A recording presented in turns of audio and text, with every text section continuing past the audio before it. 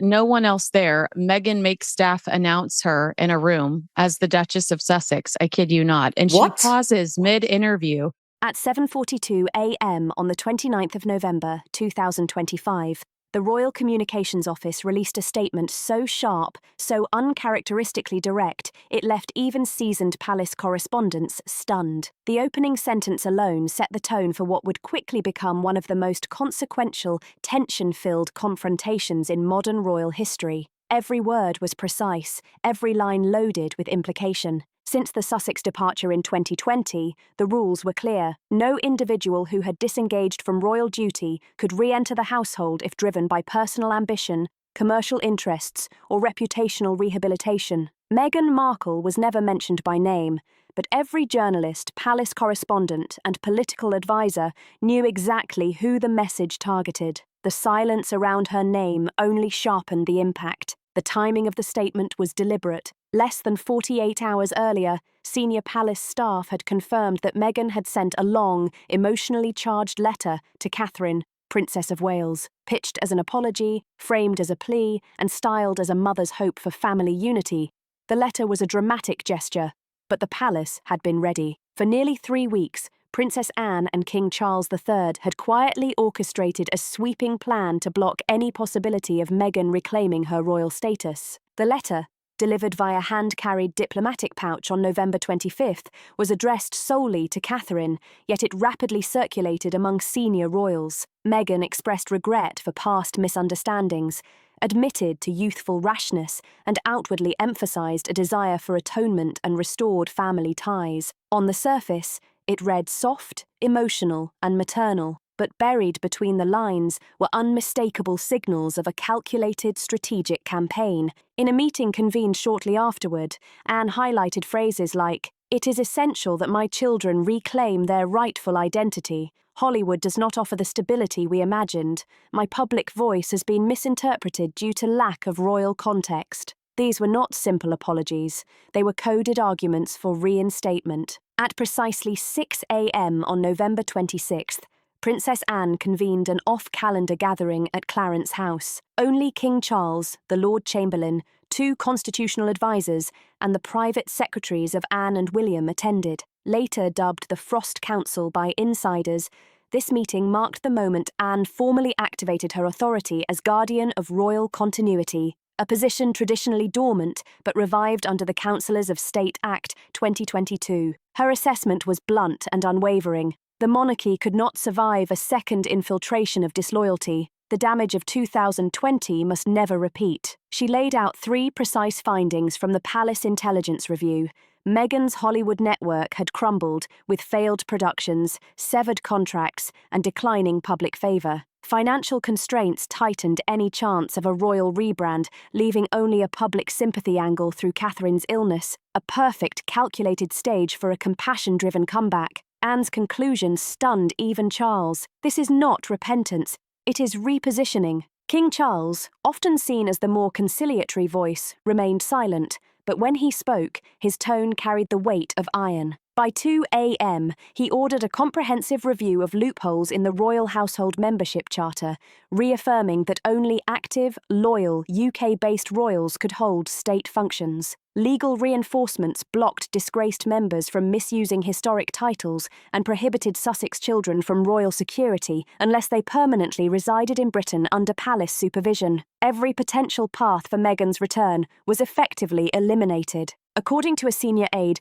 Charles believed that a second betrayal in this fragile public climate could destroy generational trust in the monarchy. Yet one person threatened to complicate the palace's firm wall of resistance: Catherine. Recovering, softened and more spiritual after her health ordeal, Catherine reportedly told Anne in a private call on November 27th, "If someone truly asks forgiveness, we should at least listen." For Anne, Catherine's compassion was admirable but dangerously exploitable, a vulnerability Meghan could manipulate. Meghan knew Catherine held the emotional centre of the family, the goodwill that carried symbolic weight with the British public. 2 factions quietly emerged inside the palace. One argued Meghan's move was a tactical play. an attempt to reclaim lost fame, regain semi-royal status for brand leverage, or even pave the way for another memoir. It was, they believed, a psychological maneuver exploiting Catherine's empathy. Accepting Meghan again would signal catastrophic weakness. Yet another faction pushed caution,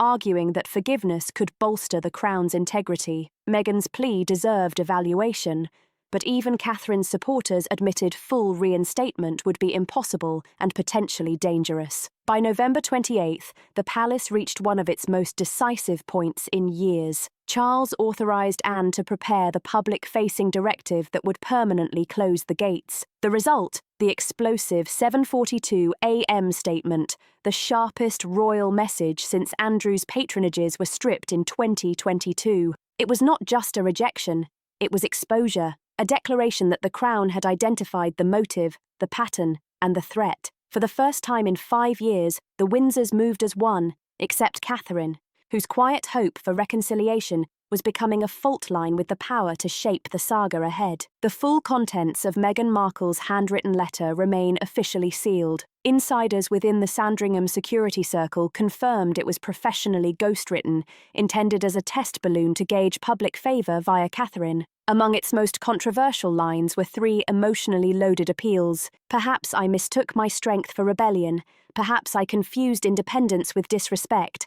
But I hope motherhood softens both our views. Lilibet deserves to know her grandmother's palace. Archie deserves a path of duty and legacy. It was never about leaving the family. It was about surviving the storm. The letter's method of delivery raised serious alarms. Senior aides noted Meghan did not send it via private security or courier, but through a state-linked diplomatic pouch, the kind reserved for confidential government communications. One protocol officer called it a political dispatch disguised as an apology. It arrived at Adelaide Cottage on November 25th, just as Catherine returned from a quiet hospital check-in. The optics were undeniable. Meghan's carefully timed plea met a recovering Catherine, frail yet reflective, still healing from cancer. Catherine read the letter twice before asking for space. She had not spoken to Meghan since early 2022, not even during her illness. Palace insiders observed Catherine doing something she rarely did. Reviewing archived footage and transcripts, she revisited Meghan's 2021 Oprah interview, the 2022 Netflix documentary, and public appearances with Archie. She was searching for patterns, not comfort. When Anne summoned her later that day to a confidential conversation at St. James's Palace, the rift became crystal clear. Anne asked one question: "Do you believe she means it?" Catherine reportedly answered, "I believe she regrets the result. I don't yet believe she regrets the actions." In the palace, that distinction carried enormous weight. That evening, November 26th, Anne invoked the previously dormant reintegration lockdown clause, part of a 2013 reform package created after Prince Andrew's first reputational crisis. It stipulates that anyone previously withdrawn from the royal household, whose re-entry could appear as reputational laundering, must undergo full privy review before any engagement, appearance, or representation. Within 12 hours, Meghan's request to attend the Royal Foundation Gala as a surprise reconciliation was formally denied by an emergency memo from the Lord Chamberlain. All unofficial guest lists tied to her were voided. William remained publicly silent, but his private secretary made one thing clear in internal correspondence. This is not a discussion about forgiveness. It is a question of institutional preservation. This was no ordinary conversation. Charles, who had been quietly monitoring public reaction to the latest Sussex rumours, delivered a crystal-clear follow-up at a Privy Council subcommittee. The door might remain emotionally ajar, but procedurally, it was firmly shut. The King then authorised a discreet refresh of the Sovereign Trust Exclusion Registry, a document last updated in 2021. Meghan's name was confirmed on it once again, alongside Prince Andrew and, by symbolic extension, Sarah Ferguson. Meanwhile, news from Los Angeles suggested that Meghan's sudden pivot back toward the monarchy might have been driven by more than just maternal longing. Reports surfaced that 2 high-profile projects, a children's content series with a major streamer and a non-fiction feminist documentary, had quietly been shelved. Her podcast reboot failed to secure ad funding, and her literary agent reportedly expressed disappointment with the lack of market traction. Hollywood doors were closing faster than she could pivot. In Britain, a YouGov flash poll conducted on November 28 revealed that 62% of respondents believed Meghan's request to return was motivated by brand rehabilitation, not genuine remorse, while only 14% supported any path toward re-entry. The growing tension between Catherine's quiet empathy and the firm line drawn by Anne and Charles was now a ticking media time bomb. News anchors speculated, was this the start of a soft schism between the Crown's institutional spine and its emotional heart? As the holiday season approached, one thing was undeniable. Meghan had not simply sent a letter, she had reopened every wound, every doubt, and every unresolved struggle within the House of Windsor. On the frosted evening of the Royal Foundation Winter Gala, the gilded doors of Lancaster House swung open to welcome guests. It was a star-studded charity event under the joint patronage of the Prince and Princess of Wales. Dignitaries, global health leaders, royal photographers, and palace correspondents lined the red carpet, but all eyes searched for someone who had not been seen for weeks. Internal sources had hinted at a royal surprise, an emotional moment of reconciliation and unity. Now it was confirmed. Meghan Markle had requested to appear as an unannounced guest, walking beside Catherine for a symbolic photo. No speech, no statement, just the image. The proposal, pitched by a former Sussex media advisor to the event planning committee, was swiftly blocked by Princess Anne, backed by the Duke of Edinburgh and King Charles himself. "This is not a reality production. This is a legacy institution," an insider reported Anne saying during the final committee meeting. "No engagement, surprise or otherwise, shall proceed under the guise of reconciliation without sovereign review." The decree was clinical, the message final. Catherine's response was more nuanced than the press imagined. She never officially endorsed Meghan's appearance, but senior aides noted she was deeply torn. She initially requested that an early draft of her gala speech be revised to include language about rebuilding bridges and restoring dignity through compassion. Hours later, after a private audience with the king, she asked to remove the paragraph entirely. One royal typist observed that Catherine looked as if she had aged a decade in minutes. In a brief consultation, Prince William reportedly advised his team not to burden Catherine further, noting she was already carrying half the institution on her shoulders while still recovering. "Let no one make her the scapegoat of someone else's media strategy," he reportedly said. While public attention centred on Catherine and Meghan, a quieter power struggle simmered within Buckingham's core circle. Princess Anne, having activated the lockdown clause, sought formal confirmation that no member of the Privy family could override it under emotional appeal. To secure this, Anne met with Prince Edward and Princess Beatrice, two royals who historically straddled the line between duty and personal sympathy, according to a leaked memo from the Lord Steward's office. Anne requested a symbolic vote of confidence, a moral stance, not legally binding. Who do we protect? The question went. The monarchy's legacy, or the media's next spectacle? Prince Edward reportedly aligned with Anne, stating, "Reconciliation is noble, but redemption through press choreography is not." Princess Beatrice abstained, raising questions about her father, Prince Andrew, who once faced near banishment and might see in Meghan a reflection of his own hope for return. This growing tension revealed a dangerous fault line between legacy defenders like Anne and quiet pragmatists who saw image management as a survival tool.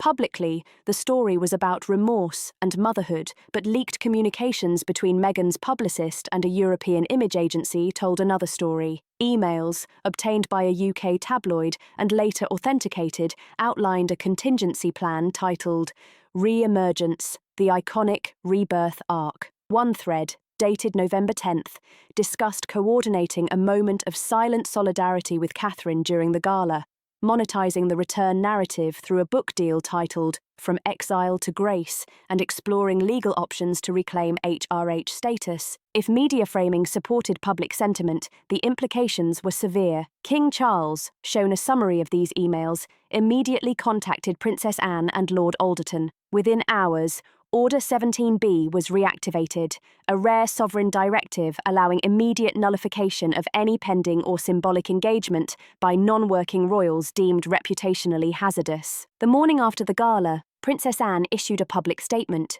brief but ferocious. The trust of the people is not ours to barter. The crown is not a second chance for personal redemption.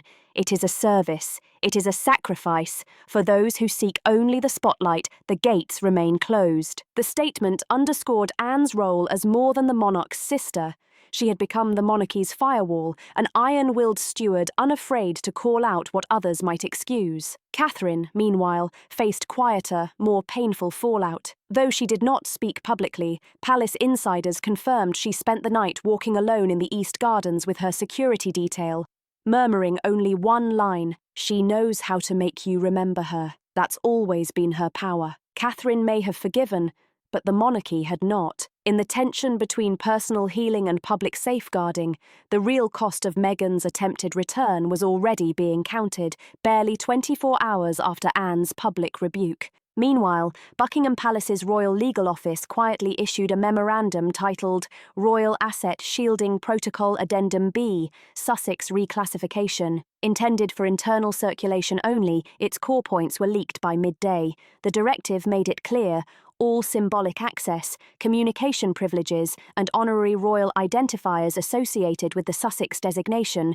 were to be suspended indefinitely. In other words, Meghan Markle had not only been denied re-entry into the royal fold, she had triggered a preemptive institutional firewall against future manipulation. Catherine, though silent, was seen as a stabilizing moral voice, but her humanity could not override structural risk. 2 aides confirmed she submitted a written note to the Privy Advisory Council just days after the gala, requesting that no personal act of sympathy from her office be construed as institutional reintegration. In essence, empathy met the limits of power. Prince William reportedly reviewed the note and added one sentence, "I support this position.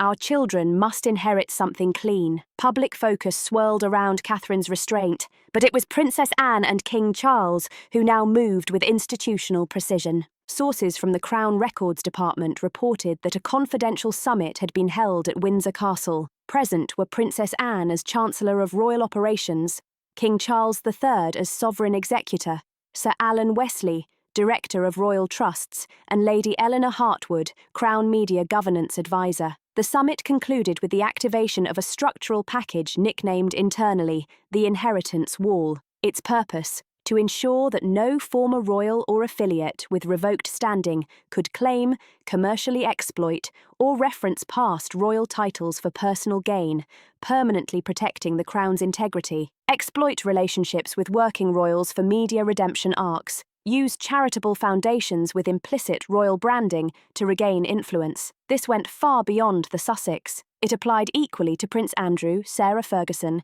and any members of the York household attempting public reinvention through soft access to palace resources behind the fixed stone of St James's and Clarence House. 2 factions now existed, not in open rebellion, but in philosophical divergence. One faction, led by Princess Anne, backed by Prince Edward, and advised by constitutional monarchists, believed severing ties with those who breached trust was vital for survival. They advocated permanent clarity over temporary peace. Quietly, Beatrice Eugenie and certain younger aides feared that excessive punishment would paint the monarchy as cold and exclusionary, worried that Catherine's restraint might be exploited to suggest institutional coldness. Yet in this round, the stewards prevailed. Princess Anne made her position explicit in a private address to senior staff on December 11th. "We are not a revolving door. Every return by one who left in contempt chips away at the mortar of the monarchy." Meanwhile, the fallout from the leaked emergence campaign continued to reverberate. Several agencies reportedly cut ties with Meghan's communications team, citing brand conflict concerns. One insider at a major talent group said bluntly, "There's a difference between narrative strategy and psychological warfare." She crossed that line. Netflix executives who had once courted a Sussex sequel docuseries now postponed all concepts indefinitely. Spotify had severed ties months earlier. The Arc Wall Foundation, Meghan and Harry's public charity vehicle, posted no updates during this period, its staff reportedly under internal review. It was as if the gates had closed on both sides, by Windsor and by Hollywood. A flash poll conducted by the British Heritage Council revealed the stark reality. 72% of respondents agreed Meghan should never be allowed future royal return. 64% believed the monarchy had been too lenient for too long. Only 8% said Catherine should have done more to mediate reconciliation. These numbers marked a dramatic shift from 4 years prior, when Meghan still held moderate public support among younger generations. The one sympathetic narrative of a misunderstood Duchess now sat in the same category as Prince Andrew's moral disgrace, a fall not of circumstance, but of character. At 6:47 p.m., Buckingham Palace released an official statement. The Crown recognises the sanctity of forgiveness as a personal grace. However, institutional trust once broken cannot be recycled at whim. No further discussions regarding reappointment, appearance, or symbolic reintegration of the Duke or Duchess of Sussex shall be entertained. The matter is now considered closed. The statement bore the seals of His Majesty King Charles III, the Princess Royal in her role as Chancellor, and the Prince of Wales. Catherine's signature was absent, but her silence had become the Crown's strongest echo. Just days after the palace declared Meghan's attempted return closed, another quiet storm began. Far from royal estates, inside conference rooms across Los Angeles and New York, a memo circulated among 3 major PR agencies previously affiliated with Meghan's media engagements. The subject line was short, yet seismic: transitioning from ARO risk management. The document contained termination clauses, frozen pitch decks, and a unanimous internal directive. Meghan Markle's media credibility was no longer an asset, it was a liability. Insiders confirmed the tipping point wasn't merely the backlash over her plea to Catherine or the leaked emergence branding, it was the leaked draft interview Meghan planned to pitch to international networks in January 2026. The format, a 1-hour exclusive reflecting on motherhood, legacy, and public duty, hid a controversial narrative pivot in its third segment. A subtle accusation suggested the monarchy forgave predators while punishing mothers. One senior media advisor reportedly declared aloud in a boardroom, "This isn't storytelling, this is scorched psychology disguised as PR." The interview never aired, not because it was blocked, but because no one would fund it. While Meghan's domestic rebranding collapsed, Catherine and William had already embarked on their Winter Commonwealth tour, with stops in Ghana, Australia, and the Netherlands, focusing on sustainable development partnerships, women's education, and interfaith diplomacy. What stood out wasn't just the agenda, it was the absence of any Sussex shadow. In previous years, tabloid coverage of royal tours inevitably dragged comparisons or what-if storylines. This time,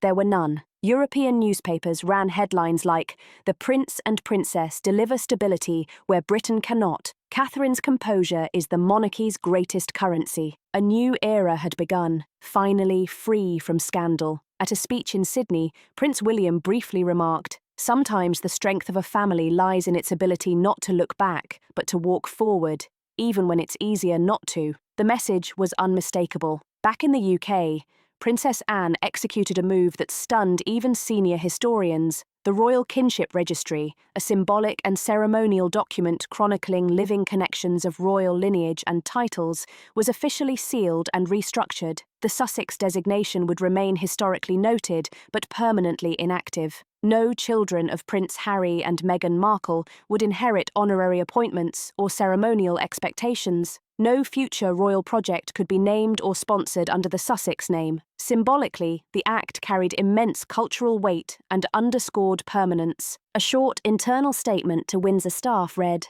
"We've lost too much time to the shadows. Let us preserve the light." These 6 words were now engraved in the footer of the new Royal Registry parchment. In Canada, Australia, and South Africa, 3 nations where Meghan once received sympathetic coverage, the tone had shifted. Editorials emphasised that forgiveness did not equal reinstatement. South Africa's press called Catherine the quiet counterpoint to chaos. In France, Le Monde declared, "Windsor has chosen discipline over drama." Sky News aired a special titled, "The Year the Monarchy Said No," breaking records for royal commentary viewership. Just before Christmas, Catherine reportedly received a second letter from Meghan, a handwritten apology with no requests, no claims, simply a closure of a chapter. Catherine's response remains unknown, but one aide said she believes forgiveness is an act of grace, not reinstatement. There is a difference, and perhaps that was the lesson of 2025. The palace did not slam its gates out of anger. It acted because it finally understood the cost of being too open for too long. The final curtain fell not with scandal or speech, but with silence, snow, and the unmistakable stillness of Christmas Eve. At Windsor Castle, King Charles III delivered his annual royal Christmas address, pre-recorded inside the White Drawing Room. The tone was gentle, yet unshakably resolute. This year, the strength of the crown is not measured in crowns, palaces, or portraits, but in composure, clarity, and consequence. We have chosen duty over noise, service over spectacle, and truth over spin. The message was clear. The monarch's final word on the Sussex affair. Charles, mindful of history, added, "To forgive does not mean to forget, and to lead does not mean to entertain. My duty is to preserve the trust of the people and the dignity of the institution entrusted to us." Sources confirmed that Princess Anne personally advised the final phrasing. Following tradition, Princess Catherine released a Christmas Day photograph, but unlike previous years, it was not a posed family portrait. Instead, it was an image taken inside St. Mary's Chapel, moments after morning prayers. Catherine, dressed in ivory and navy, lit a single candle beneath the inscription, "For peace, not perfection, for mercy, not manipulation." Royal commentators immediately recognized the symbolism, a deeply personal yet public act of closure. In that moment, Catherine did not condemn Meghan. She did not retaliate. She simply declined to participate in a narrative that had hurt her before. A former palace staffer described it. She forgave the wound without inviting the knife back in. Princess Anne, in her role as Senior Chancellor of Royal Affairs, issued the final formal document of the year, Memorandum 12 Feve, Continuity of Custodianship. Signed by the King and sealed with the royal signet, it included 3 irreversible clauses. No former senior royal who voluntarily stepped back may be reinstated into public-facing royal roles. All titles and privileges removed by sovereign decree remain permanently retired, and any requests for reconciliation, patronage, restoration, or re-engagement must be initiated by the Crown, not the individual. Anne made no public comment, but her office released a single line. The dignity of service must never be reduced to a revolving door. It was bureaucratic closure, but symbolically, a steel bolt across the last open gate. By year's end,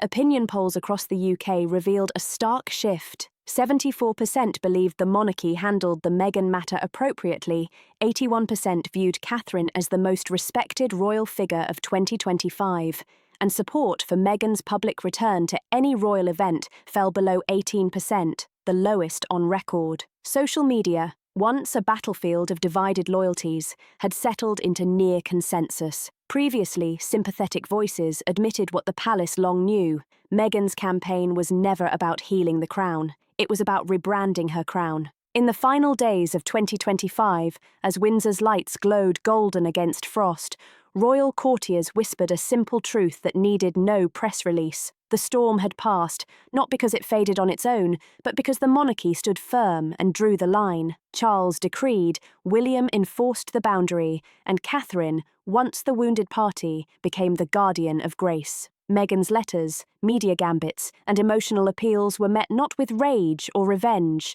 They were met with something stronger, institutional memory. A crown may glitter, but it remembers, and this time, it remembered the cost. If you found this story compelling, don't forget to like, subscribe, share, and leave your comments below. We want to hear your thoughts on the Crown's decisive stance.